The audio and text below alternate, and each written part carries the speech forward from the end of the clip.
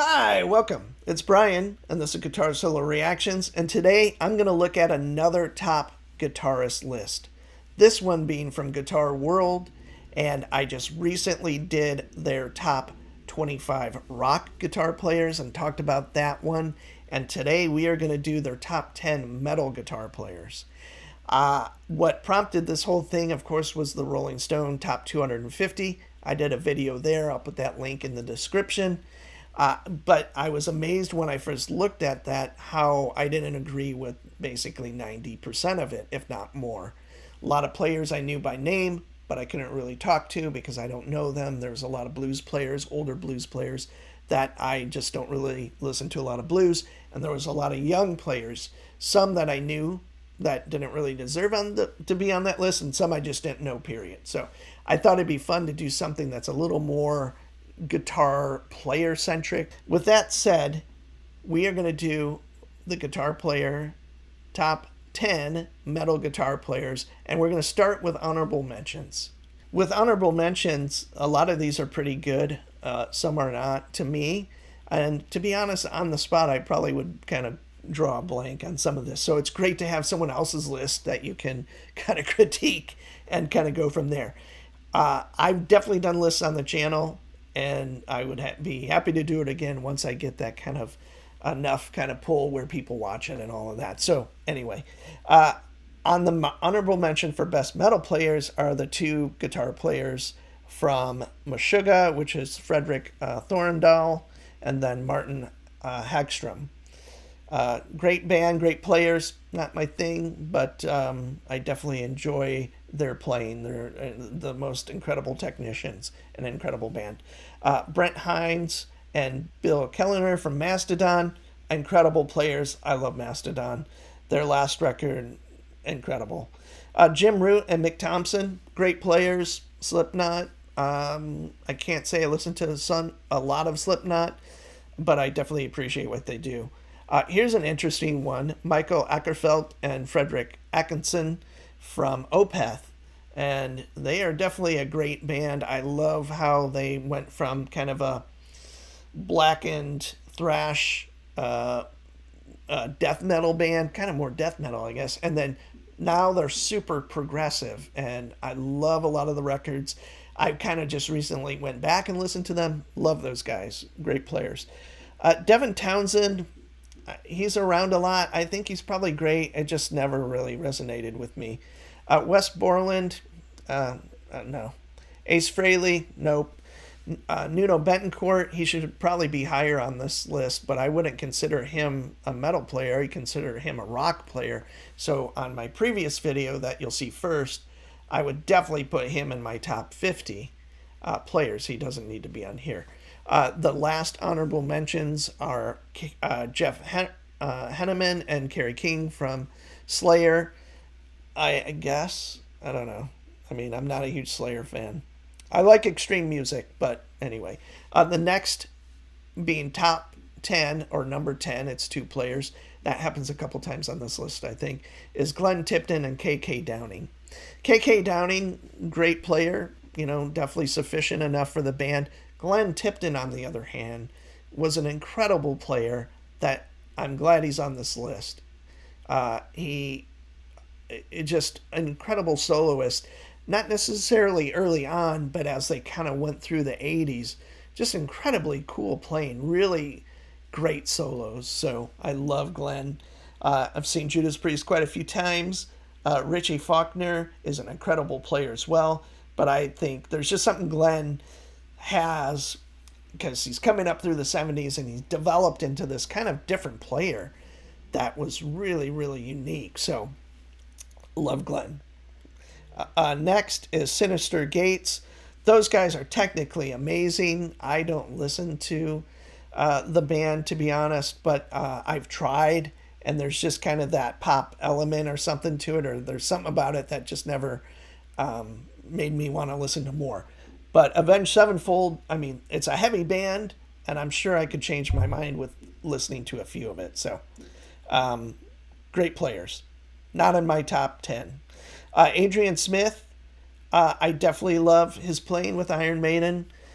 He's a little more kind of classic rock and or hard rock player compared to Dave Murray. Dave Murray has this really great legato kind of pull off style that I always thought was really cool. So great player. In the top 10, sure.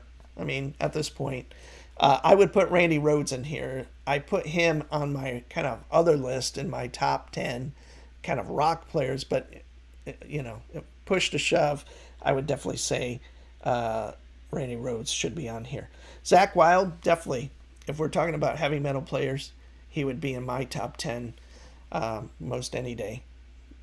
Dave Mustaine, I think he's an incredible player. I don't know if I'd put him in my top 25 metal players. I would definitely put Kiko Loureiro in there for sure. And pretty much every guitar player that's been in the band,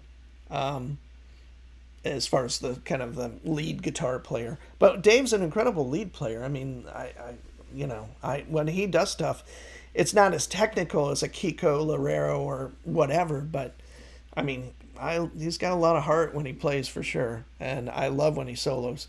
Mark Tremonti, I like Mark's playing and stuff, but I don't think I would put him in my top 50. James Hetfield, that's complicated because he is such an incredibly influential player, rhythmically speaking. Like he invented, or refined, maybe is the better word, thrash guitar, and then being super melodic too. I mean, he does a lot of great things. I would definitely not put him in my top 25 list. If we're talking about composers that play metal, he would be in there, I guess. So Randy Rhoads is on this list. He's number 3. He would definitely be in my top 5. I would definitely think of the guys. I can't even, I'm trying to think of bands like the guys in Blood Incantation, the guitar players in Skeleton Witch. They're more metal. That's what I think metal is now. But for old guys like me, this list makes sense. At number 2 is Dimebag Darrell. And I definitely agree he would probably be in my top 5 list. I don't listen to Pantera anymore. I haven't in a long time, but man, he was such a unique player. I kind of think of him as like the metal version of Eddie Van Halen or something, because really unorthodox approach to note choices, and they had these kind of cool licks that if anybody else did it, it wouldn't have worked, but they were just so like, had an amazing touch and feel and like great pitch that they could just do these things that were incredible. So I definitely think what an incredible player Darrell was. And I saw them on the Revolution tour. I'm forgetting the name. Reinventing the Steel. Was that the name of the record? I was blown away. It was incredible. So, and last but not least is Tony Iommi. And he's in my top 5 list no matter whether it's fusion or rock or jazz or whatever. He's always in there. My top 5, like I mentioned before, would be Robert Fripp, John McLaughlin, Frank Zappa, Tony, and depending on the day, someone else would be in there. And then in that top 10, there's a lot of players that kind of come and go, but I really, really love the guys in Mastodon. Like I said, Blood Incantation, the player in Necrot. I don't know a lot of these guys' names, but that's a band I see a lot. And I definitely love a lot of black metal guitar players, but they're not necessarily soloing per se. I just kind of like that style of playing. So guitar solos are still kind of in fashion in a lot of metal, but more like in, I wouldn't call it traditional metal, but more of like the Mastodons, Skeleton Witch, that kind of stuff. Whereas black metal and stuff, they just don't like have a lot of soloing stuff. I love that guitar soloing is kind of coming back. The Nuno Bettencourt thing was a huge part of that. And I think even players like Tim and Scotty from Polyphia and all the guys that are into the newer gent stuff. Tosin, Abasi, all of them have, I think, are attracting younger players that might not have given guitar a second look. You know, they're kind of looking at it differently.